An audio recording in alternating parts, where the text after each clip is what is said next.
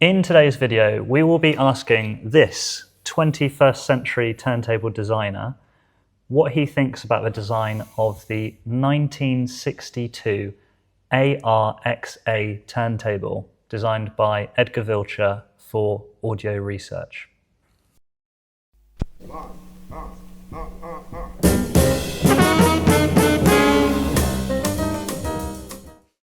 Hi, I'm David of Origin Live, and this is my dad, Mark, who is the company founder. You've been developing turntables for 40 years.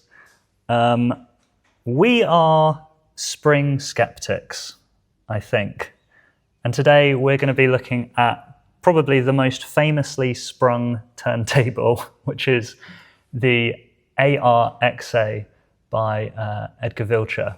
It's a 1962 design. How old were you in 1962?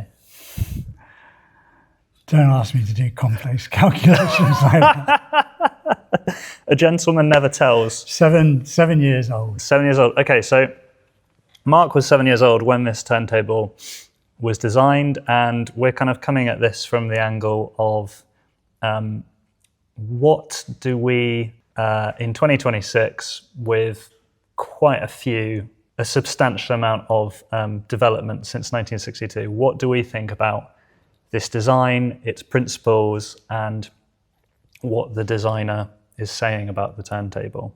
Just to be clear, this is by no means a hit piece on Villchur. Villchur is an audiophile legend. He essentially invented drivers that use air suspension. Previously, they used a mechanical spring, and he realized that you could take out a mechanical spring and float it in air, which allowed a lot more sensitivity, a lot more bass response, which incredible invention. He also invented the dome tweeter. These are foundational things for the industry. He also invented sprung turntable suspension. Well, he kind of borrowed it from another manufacturer, and it's a seminal turntable design that has inspired a whole philosophical school of turntables where we could think about, we would recognize things like the Thorens TD 160. It's the father of most sprung turntables, definitely. So going on to the Ariston, and then kind of from the let's not even go there with that history, but from the Ariston came the Linn LP12, which is probably maybe one of the most kind of famous turntable designs. Yeah. Yeah, I had a Linn for many years and loved it. When did you buy your Linn? Oh, don't ask. A gentleman never tells. Okay, so let's get right into the turntable, and I'm going to show you this is an original advert for the ARXA. It's a pretty famous advert as well. The Linn shares a surprising amount of kind of characteristics of this. So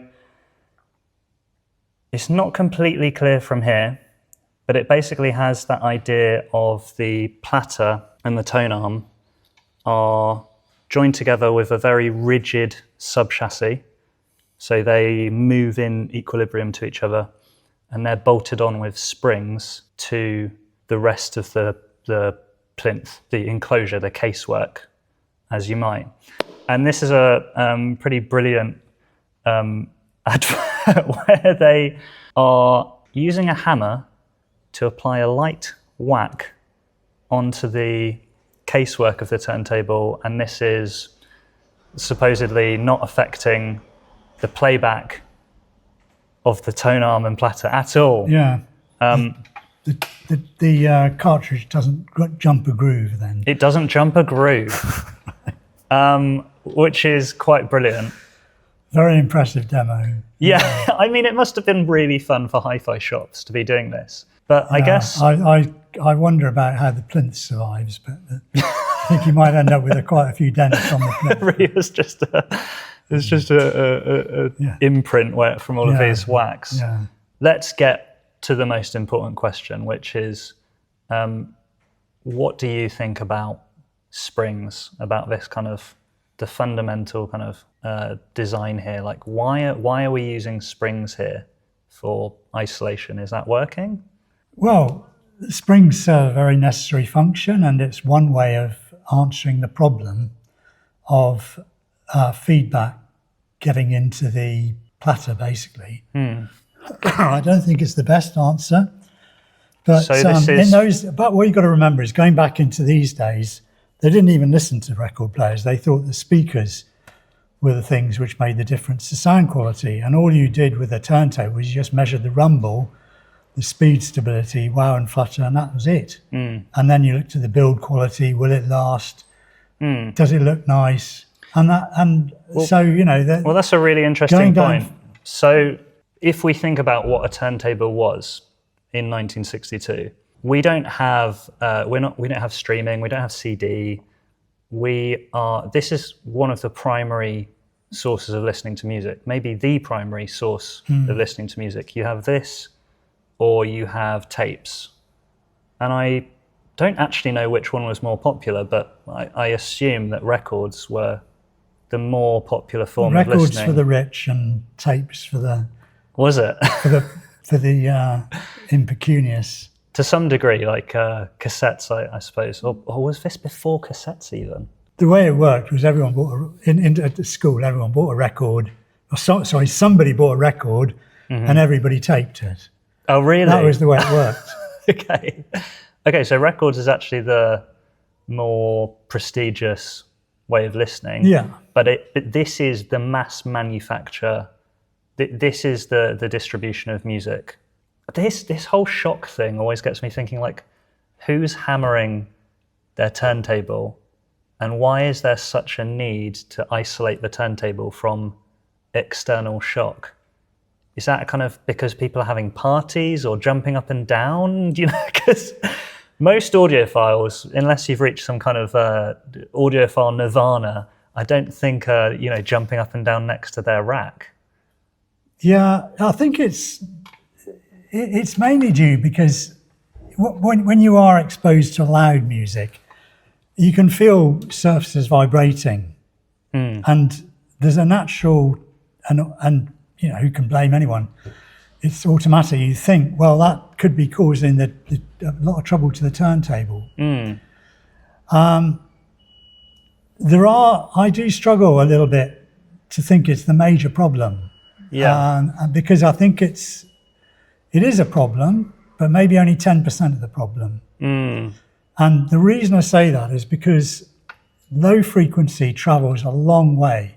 Like if you're listening to a rock concert, 10 miles away, all you'll hear is the bass, boom, boom, boom. Yeah.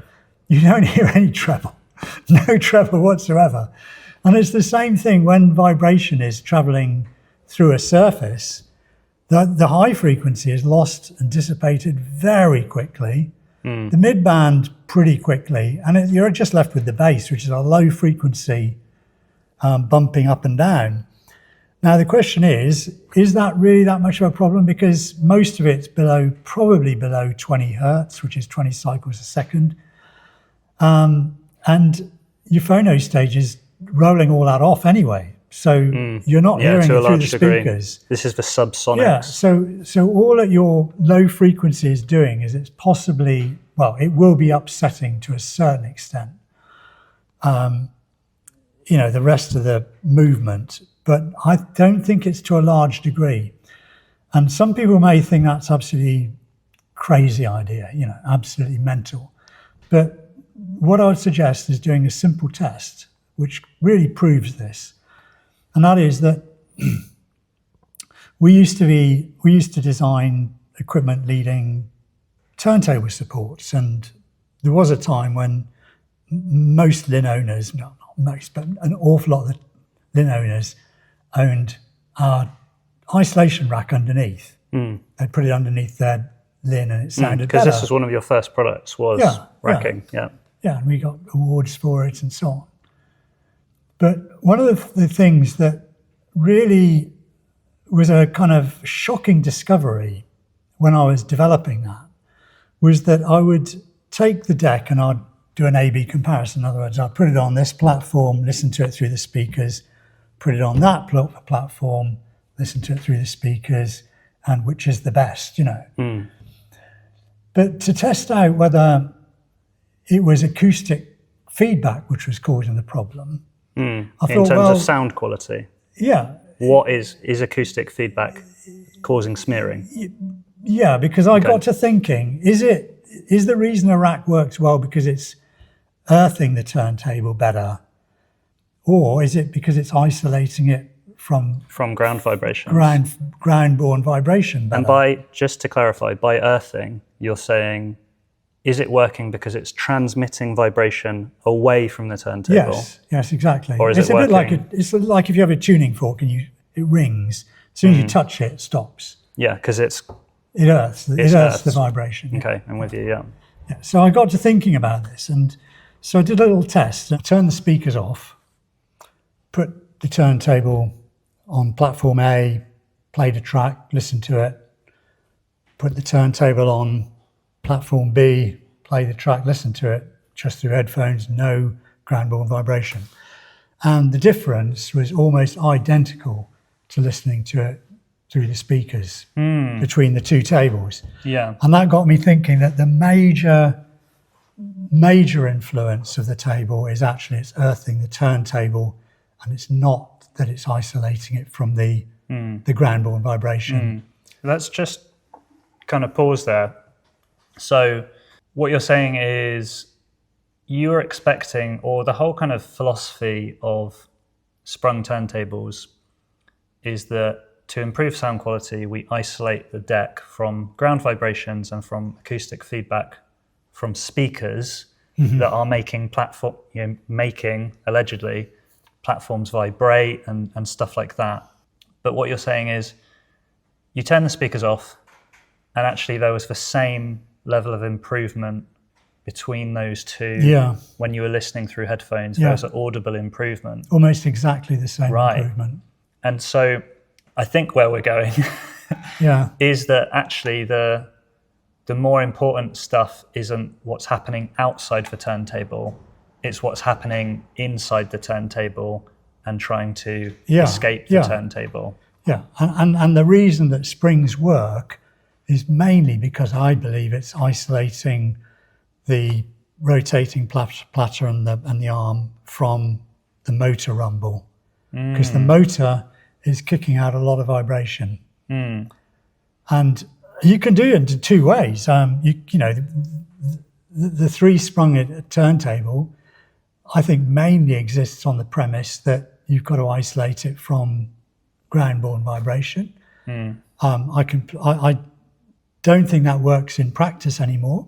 I think it's much, much better. I mean, I worked with springs myself for many years. Yeah, because this is interesting. Our first turntables were spring turntables. Yeah, you've been through this. You made sprung designs. Yeah. And or the other alternative is to do what many people do now, and that is you isolate the motor instead. So our motors are actually quite compliantly mounted. They're also mounted in a pod, so any vibration they are producing has to go through multiple vibration breaks, including the feet of the actual pod itself, and then it's got to travel along the ground back into the turntable. So that's the other approach, and that is minimize the motor. Completely separated from the turntable. That's And the weakness, by the way, of the sprung design is that when you consider that you need to earth the vibration of the platter because the platter's vibrating because of your cartridge putting in resonance to it, and the belt is putting in resonance to the platter. To a lesser degree. To a lesser degree. Depends. Well, I don't know about that. And the bearing itself is putting in a lot of vibration. Now, if springs are isolating the platter and the bearing, how is that vibration from the bearing going to get out? You can't earth it. Yes, absolutely so, because this is one of the... So I even read a whole article the other day about how good springs are at They are actually pretty effective at isolating ground-borne vibrations going up. Oh yeah. So they're good at isolating vibration. Now the issue is they are not good at letting it escape. So we're thinking, the stuff going up is the problem. Yeah. But a whole nother world, everything above 50 hertz of vibration is trying to get out, and actually the springs, they're not letting it get out, are they? So No, that's the issue. Yeah. Okay, so another amazing thing that I'll just draw attention to finally from this ad is look at that price, $58. $58. And in today's money, that's something like £500. Right. What could you get for £500 that is that well engineered and well built? It is. I mean, we're going to critique the design because it's a design that's gone on to make, turntables that cost thousands and thousands of pounds, and, tens of thousands of pounds. But this original design, that's just an incredible... It's insane, isn't it? That's an incredible price, isn't it? Yeah. You think, was cost of living lower, was cost of manufacturing lower, like all of this stuff, because that just couldn't be done these days. It shows how the cost of manufacturing has risen. Yeah. As we were talking about earlier, it's hard to produce stuff at a price now. Yeah. Yeah. Maybe we'll see a Tri-Fi XRX. £500 maybe, I don't know. Okay, so moving on. Now we're going to get on to an article which was in Audio Magazine, September 1962. I'm going to link this article in the description so you can kind of read along. I'm going to be summarizing because I tried to get you to read this yesterday, didn't I? It's a long article. I think your description was long-winded as well, which is... I mean, as with so many things that you try to read from that period, it's a lot harder getting through it than things are these days. But I mean, maybe our audience is going to think that we're a bit thick now. But anyway, so look at the amazing magazine. Look at these adverts. This is my favourite part of looking at any old magazine, is these incredible ads. Well, you love the retro, don't you? I love it. Look, Garrard. Incredible. Columbia tape. Right, so this is page 19. If you don't own a fine AM FM tuner, you're lucky, because now you can buy the finest ever design. This is inspiration for our next ad, I think. This is the last cartridge you'll ever buy. Okay, so this article, a new turntable arm design. What I love about this is what magazine these days would allow a manufacturer to just write a whole article about look at my new design, it's so fantastic. Anyway, this is how my new design answers all of the problems. So now I'm going to try and just go quite quick fire to get your thoughts on these. I just want a very brief thought, because otherwise this video is going to be incredibly long. And I'm summarizing the article heavily. So Villchur's kind of intro is the turntable is to the tonearm as a loudspeaker is to its enclosure. Does that make any sense to you? I don't think it's a particularly helpful comment, really. And I think especially as some speakers don't even have enclosures. There we go. I think this is a really interesting part because it's his intro. He is famously a loudspeaker designer, incredible inventor of loudspeakers, but I think he approached the turntable as if it were a loudspeaker, and I think maybe that's one of the issues. He's thinking about external problems and maybe not thinking about the internal problems of the stylus quite as much. Okay, and then we go on to 7 requirements of a good record player. So these are the 7 criteria. We've got rumble, which is thinking I'd about. agree with that. Yeah. Wow and flutter, Yeah. absolutely. Agree with that. Speed, accurate, and stable over time. Yeah. I mean, yeah, absolutely. Not as much as vibration, by the way. There's speed accuracy is, well, it's a tricky one actually, because you can have a dead speed accurate turntable that sounds absolutely dreadful, and you can have a turntable which isn't particularly speed accurate, which sounds wonderful. It all depends how sensitive to pitch you are. A musician might be kicking up about it, but a lot of people would not notice.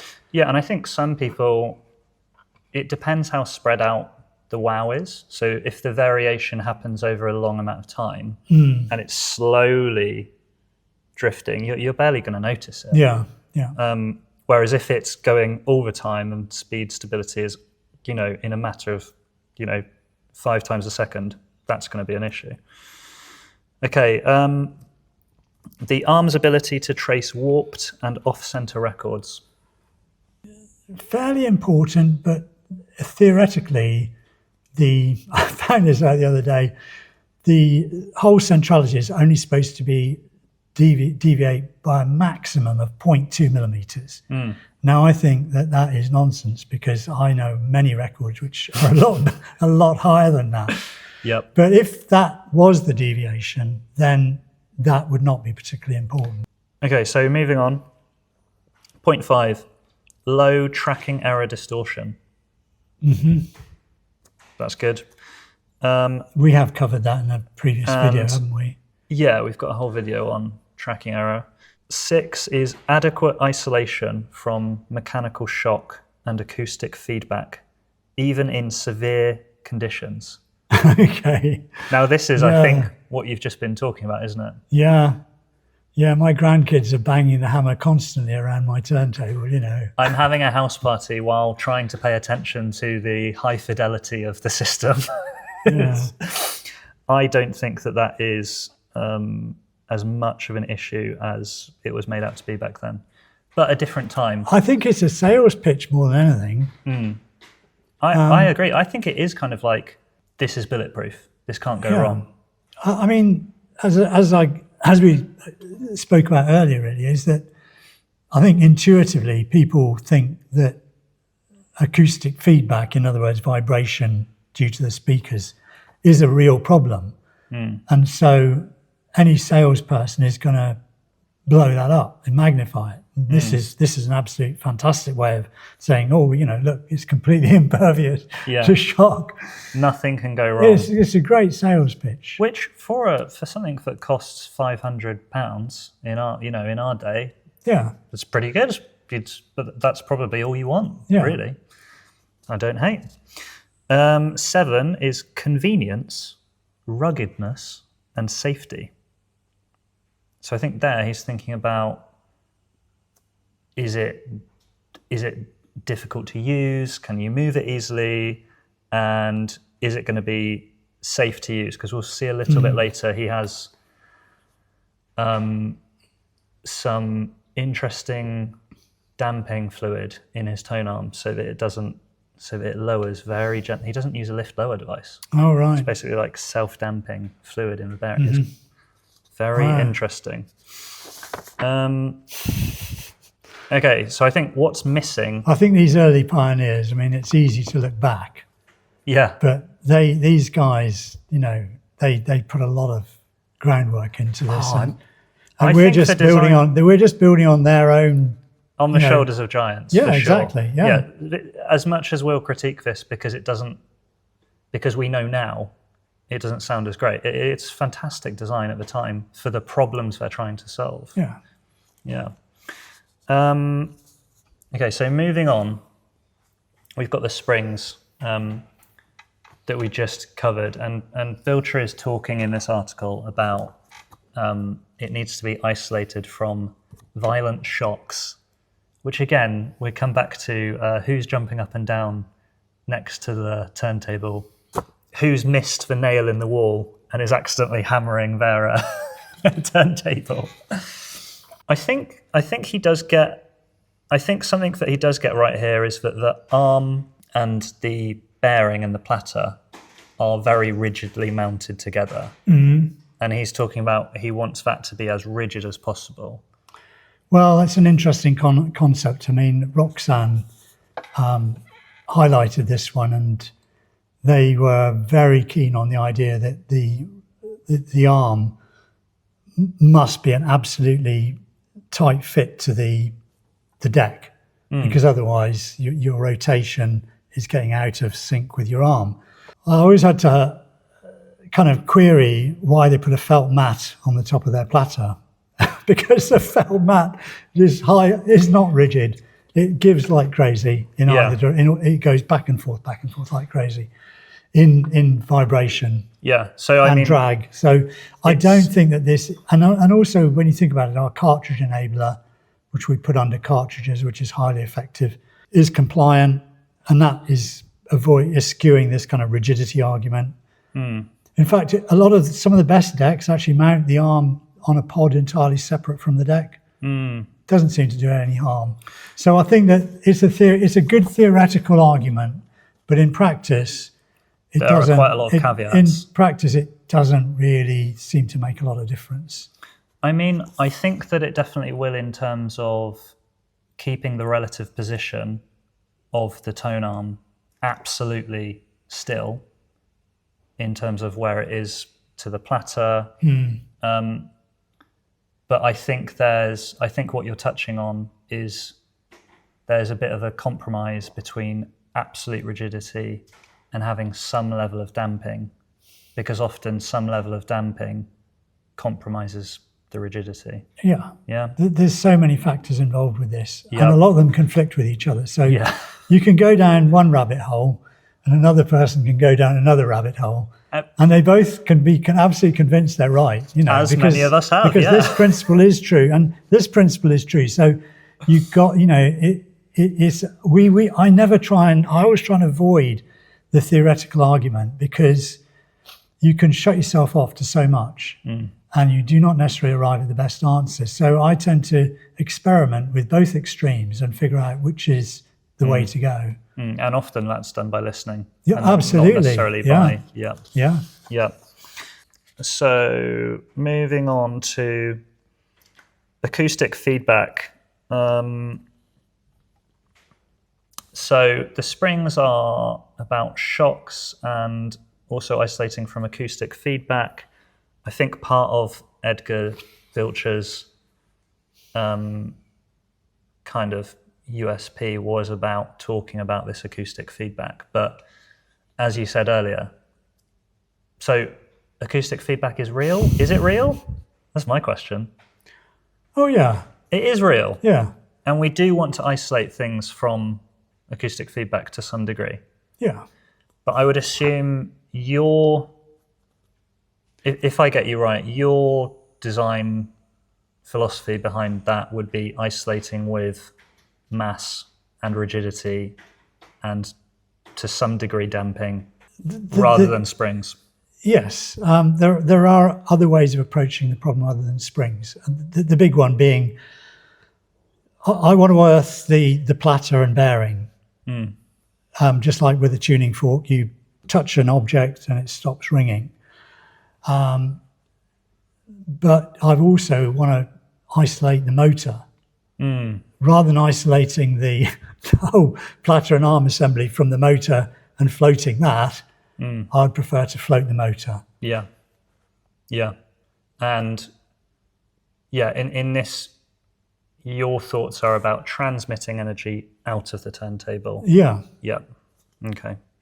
So there's an interesting section where he's talking about the sub-chassis geometry. And he's basically, I'm just going to bring up an image that I've got here. And he's talking about the placement of the springs, of the mounting. And he's saying that in order to keep the inertia right so that everything doesn't twist around too much, he's placed the springs kind of equidistant from the center of gravity. Now, I just found this interesting because of the way I've seen you place your feet. Because there's 3 springs here. On your turntables, you have 3 feet. Did you ever try to account for having these kind of balancing around the center of gravity of the turntable? Well, again, alluding to what I said earlier, I don't like to go on theory. I mean, obviously I have ideas. Every designer has ideas in their head. But ultimately we try everything because you soon find out that what you think will work doesn't. And this is where it becomes just a matter of trying stuff. And it's interesting that I know other designers who try varying positions, and their conclusions have become quite different to mine. I put that down to other variables in the setup. Like if they are using, say, a different motor, it will vary a lot because if you're using a high torque motor, for instance, which an awful lot of turntables are, then you'll want a very different approach to if you're using a very low torque motor like we use. We're not alone in using a low torque motor, by the way. Nottingham Analog caught on to this one long ago. I was so heartened because I used to take the startup of our motor when I was using AC motors. We took the startup to the very lowest possible torque so that it would just start the turntable. I mean, Nottingham Analog go very extreme. Apparently these also took a really long time to start when they were going. Well, Nottingham Analog go to the extreme. You actually have to hand start it. You have to push the platter to get it up to fun, speed. Though. That's fun. Yeah. Because they figured out quite early on that low torque is really important. Because the higher the torque, the more your vibration you're feeding into your platter. Is that higher torque, higher friction on the? Well, it's just more energy from the motor is required, so it's working harder. Right. Oh, it's very okay. I like that. Shout out Nottingham Analog, another iconic UK brand. Okay, so this is another very interesting one, and this is to do with tone arm balance. Now we've got a diagram on screen, and we've got 3 different ways of balancing the tone arm. So you have to imagine that this big circle is the counterweight, little circle is the cartridge. Now, there are several designs I can think of that actually try to... I've never seen an A. I've never seen a tone arm that does that ever. I don't even know if that would really work at all, but there are definitely some tone arms that kind of do B, I think. Yes, there is. The RS tone arm does B big time. Yep. Now, Villchur, this is something we can agree with. Villchur was very keen on C, and he calls this neutral balance. So there are all kinds of reasons for why or why not. You might go for A or B. But is this something that you've considered in your own design? This kind of how the tone arm is balancing?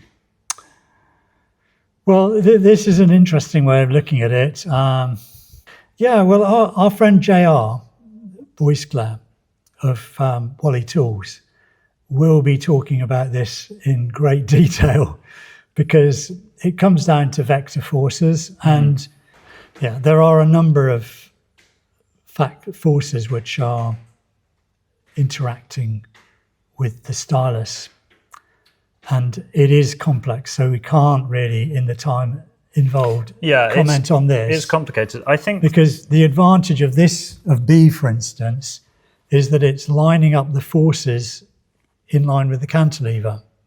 So there is an advantage to that, but it's got nothing to do with the argument that is being presented here. Yeah, so the argument behind this is mostly to do with warps. So again, I think warps were much more of a concern in 1962 than they are now. Villchur somewhere is saying common warps are around 2 millimeters. I can believe that, but most of our records are nowhere near that. You see, I think that it's hard to get back into the mindset of what it was like back then. But people did not subjectively listen to record players. They thought they all sounded the same. So a lot of this sort of argument is to do with the obvious physical flaws of a in playing back vinyl, and warps is a very obvious one. So the average consumer is thinking, oh, how does it cope with warps on my record? They're not thinking, how does it cope with the vibration that's got to produce the music? Yeah. And it's like, I mean, Tom Fletcher gave a fantastic example of what most, he said most analog is like a brass violin. It looks fantastic, and so many of these record players look fantastic. You just wouldn't want to play music on a brass violin. And so they look like they do the business, but actually once you get around to, if you compare it with a Stradivarius. Yeah, the most important thing is how it handles vibration. And that was not really appreciated in this day and age at all. Yeah. It simply wasn't. And that's not being superior. That simply didn't come into the equation. It's very much reliability. Will it track a warp? Will it skip? Will it, things that are really kind of measurable, easy to figure out, easy to test. Yeah, they're very, very important, but they're less important for, I mean, by the time you're trying to get into high fidelity and making stuff as good as possible, it's much less of a concern. Okay, so this is another area that I think we can agree with Villchur, but again, it's kind of the rationale. I think the rationale at the time is different to what it might be today, and that is the counterweight. Do we want it to be spring-loaded, or do we want it to be static? We just did a video on this, if you guys want to watch it, but dynamic vertical tracking force versus static vertical tracking force. Villchur favours static balance. Oh, that's interesting. Because he says that an all-sprung counterweightless arm, because there are also arms that just applied vertical tracking force fully via a spring with no weight. Well, you can apply it anti-clockwise, can't you? Yeah, absolutely. So you're just relying on the weight of the arm and reducing the weight of the arm by putting it on a spring. Yeah. So he says this has the lowest possible inertia. Genius, except it doesn't work. Yeah, apart from it sound awful, but I mean, we don't like spring-loaded. We just don't like springs generally. Dynamic tracking. We're very anti-spring here, unfortunately for Edgar. He considers. Well, no, he's against using a spring load. Yeah. So this is the thing.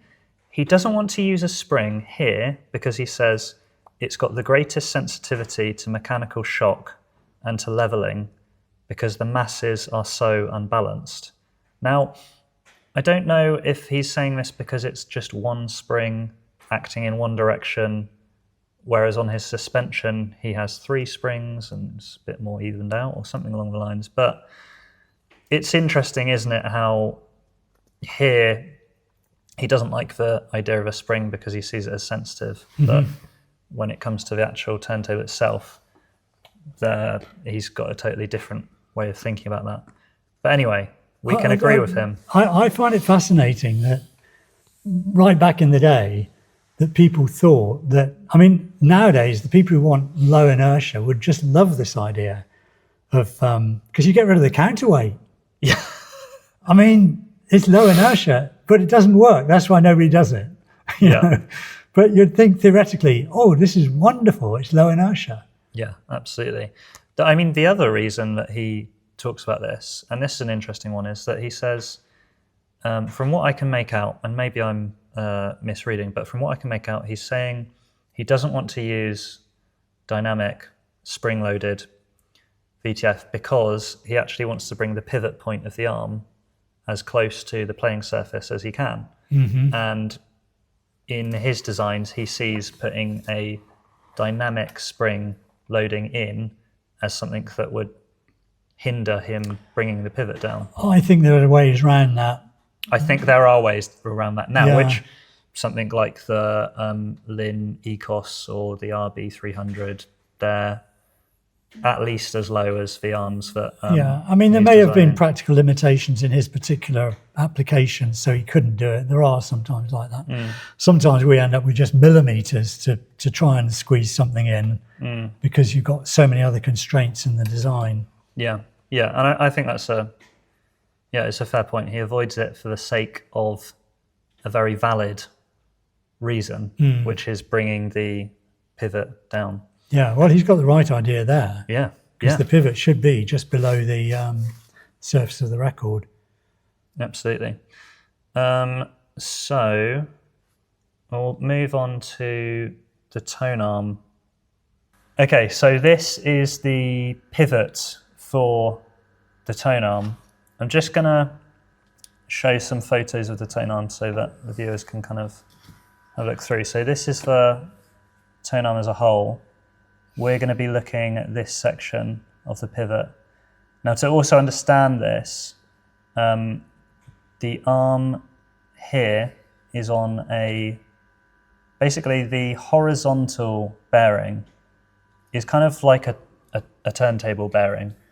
It's a spindle that's going into it's either an oil or a silicone bath, and it's just going into a very basic bearing house, which is in the sub-chassis. So this is the spindle, and that drops into a bearing house. As a horizontal pivot, what do you think about this? For the horizontal movement? Well, I've to be honest, I've actually played with this idea myself as a possible option, and usually I've rejected it because it's going to transmit a fair old amount of vibration. Thing about a turntable, about a turntable bearing is because it's rotating at a reasonable speed, you can the oil film can actually build up and develop. But with a tone arm, that won't happen because it's hardly moving, is it? It's virtually stationary. So this is a good point. If you want to have high freedom of movement and low friction in your bearing, you're hopefully going to be floating it in oil. But it will only float really rigidly if it's spinning fast and it centers because of the centrifugal force. This is not spinning fast. I mean, what people would say is, well, you can use a very thick oil then. But that has its own problems because a thick oil will transmit and cause a lot of friction relative to a thin oil.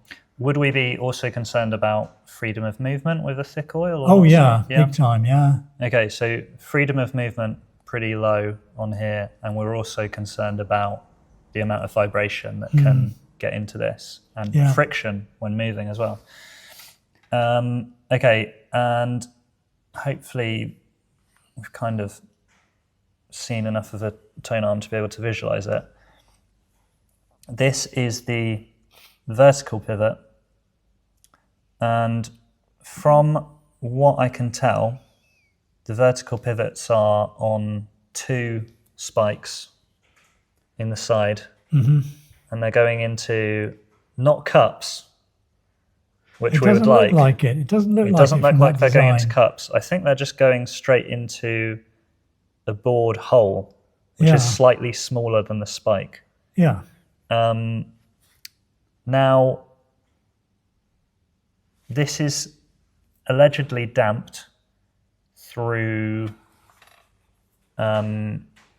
more silicone that you basically inject through this hole. There's a whole video of somebody fixing one of these arms, which I'll link in the bio, because it's very interesting.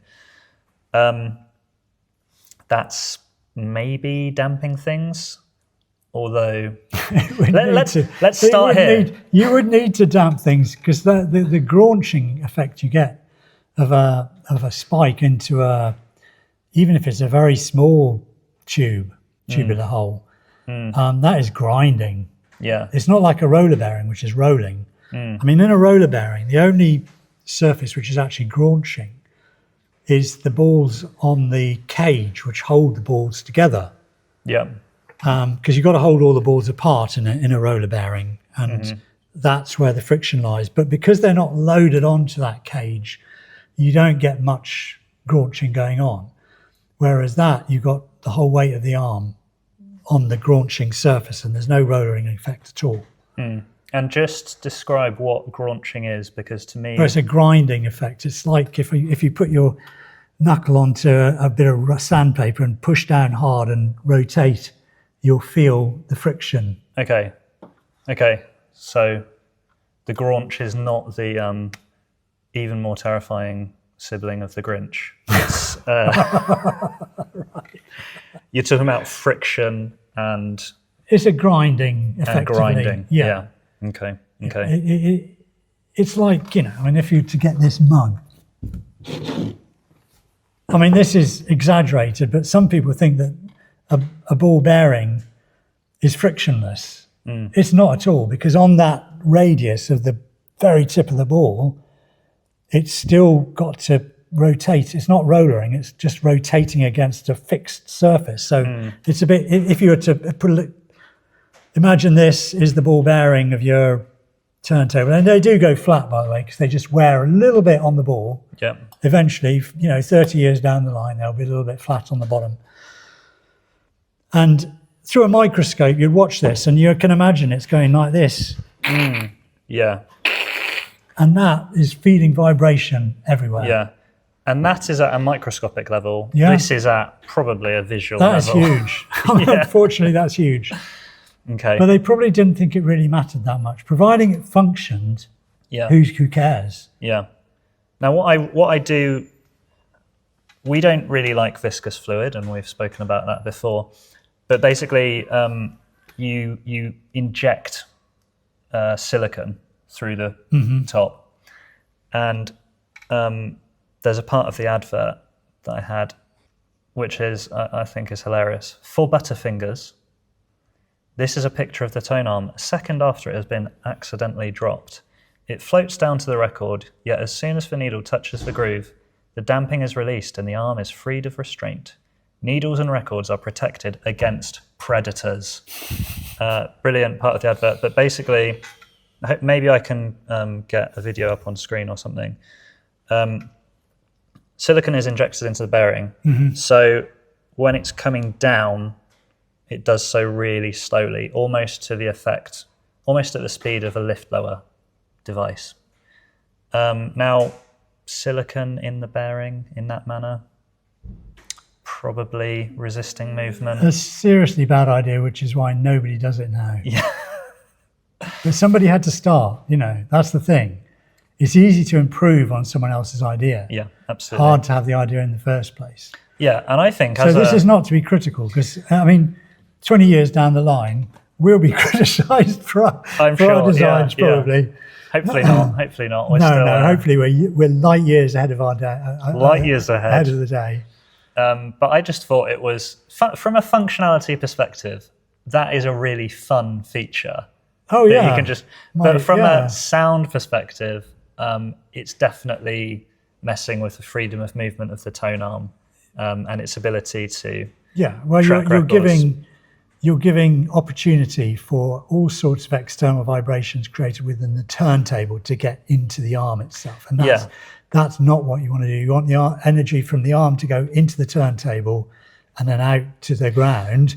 Yeah, but not the other way. Yeah, because what's often missed, and people always bring me up on this, is fluid will